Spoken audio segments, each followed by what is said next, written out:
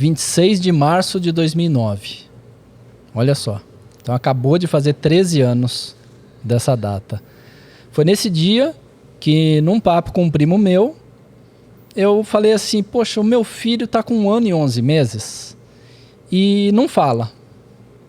A pediatra falou que não tem problema não falar nessa idade, que antes dos 2 ninguém é obrigado a falar e tá tudo bem. Mas eu acho que ele tem um problema de comunicação. Porque tá ali uma mamadeira ali, ele morrendo de fome, a mamadeira em cima da pia, ele tenta escalar a pia, chora, tenta pegar e eu tô do lado. E nem pra ele dar um cutucão ali em mim, né? Um gesto, apontar alguma coisa pra dizer... me dá esse raio dessa mamadeira aí, né? E aí eu comentei isso com ele. Eu acho que ele tem algum problema de comunicação, não só de fala. E aí ele me falou assim, olha, eu tô ensaiando alguns dias para falar sobre isso com você. Você já leu alguma coisa sobre autismo? E aí, primeiro, eu não sabia nada a respeito de autismo. A única lembrança que eu tinha era um comercial da AMA de São Paulo, Associação Amigo do Autista, de uma criança fazendo esse movimento aqui, ó.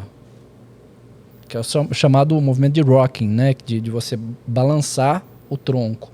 Que é muito comum em quem tem autismo clássico. Chamado clássico, antigamente. E era só esse o conhecimento que eu tinha a respeito de autismo. Mais nada. Então eu dei uma travada naquela hora.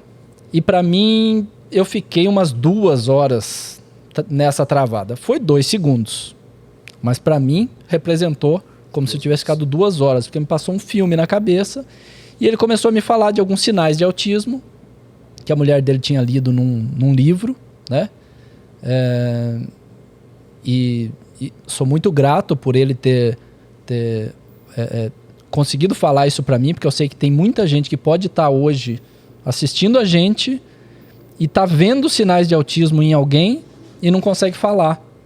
E é delicado isso, você falar do filho do outro, né? Seja um amigo, um parente, um profissional. Mas é muito importante falar porque isso muda a vida da pessoa, né? Daqui a pouco a gente pode falar do meu livro, ele chama Autismo Não Espere, Haja Logo, porque é justamente importante essa ação inicial muito rápida, né? Quanto antes. E aí, enfim, eu comecei a entrar numa... né, fazendo aí um flashback da minha vida recente ali e vendo que algumas coisas que ele me falava, você percebeu que o Giovanni não olha nos olhos? E aí vinha um filme na minha cabeça e eu, verdade. Quando que eu ia imaginar, naquele momento da minha vida, que não olhar nos olhos podia ser um sinal de uma condição de saúde? Sim. Jamais que eu ia imaginar uma coisa dessa. Mas aí como pai, você ouvindo isso, você teve uma resistência? Porque às vezes o pai não quer ouvir também, né? Isso. É muito comum você ver que as famílias... perceber que as famílias acabam tendo uma dificuldade na aceitação, principalmente inicialmente, né? Principalmente no início dessa jornada, porque é uma grande jornada e que você está começando e que você não quis, né? Você foi empurrado para ela. E aí é muito comum você perceber que as pessoas começam a pensar, e eu pensei isso na hora, falei, não deve ser. Não deve ser. Mas, ao mesmo tempo, eu sou muito racional, muito realista. Durou uns 5 minutos essa minha resistência, né? Felizmente. Conheço pessoas que têm essa resistência por anos. E cada um tem o seu tempo, cada um tem a sua história, o seu repertório, a sua vivência. E o que eu digo muito no livro é que você pode demorar a aceitar. Você pode ter um luto, uma resistência, uma negação, mas não para o tratamento, ou não deixa de iniciar o tratamento por conta disso, né? Porque o que você vai perder? Dinheiro. Sim. Vai perder dinheiro. Tempo você vai ganhar, porque mal não vai fazer o tratamento. Sim. Né? Você estimular uma criança a se desenvolver não pode fazer mal. E o tempo é a água de um rio que passa e não volta mais. Quanto antes você iniciar um tratamento, melhor, porque essa água que passou, você nunca mais vai vê-la. E você ou o Elon Musk Todos nós temos 24 horas num dia. Não importa quanto eu tenha de grana. Então, esse tempo é muito valioso, né? Ele não volta. Então, eu fiquei pensando e tive essa resistência por uns 5 minutos. Pensei, isso não está acontecendo comigo. Não deve ser verdade. Mas aí tudo que o seu amigo falava fazia sentido? Fazia sentido. Na hora, talvez não. E aí eu refleti um pouco mais. Eu ficava em dúvida. E ou eu chegava à conclusão que fazia sentido, ou eu tinha que avaliar.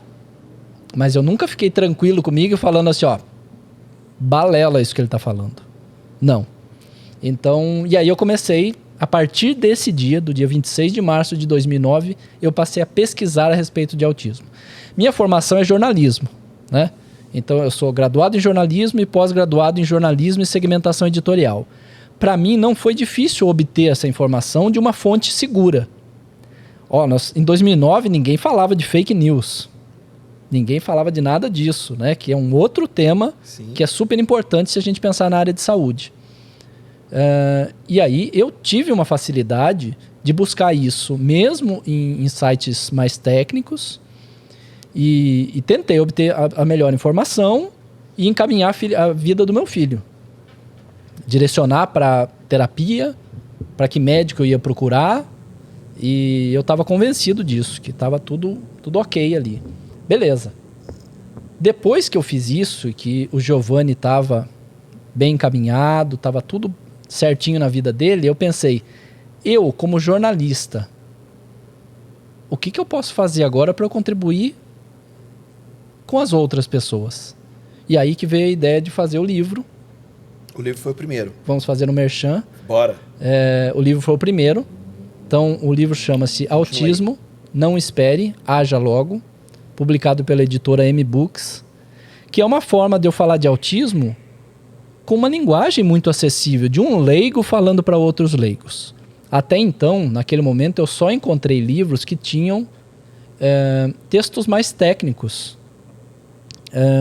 Eu não digo nem mais frios, mas sem dúvida muito mais técnicos, né? A pessoa já está em dúvida e fica com dificuldade de... E direcionado a profissionais, não direcionado a pais, por exemplo, né? Ou mesmo a autistas.